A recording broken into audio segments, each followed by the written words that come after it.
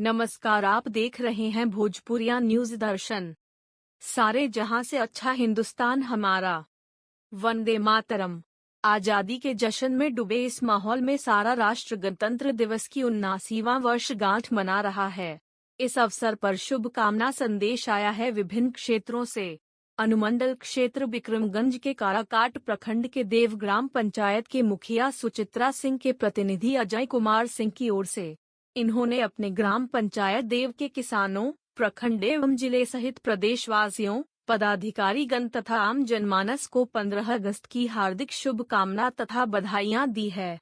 अपने शुभकामना संदेश में इन्होंने पंचायत वासियों से यह अपील की है कि अपने अपने कर्तव्यों का निर्वहन कर हम राष्ट्र की तरक्की में योगदान कर सकते हैं।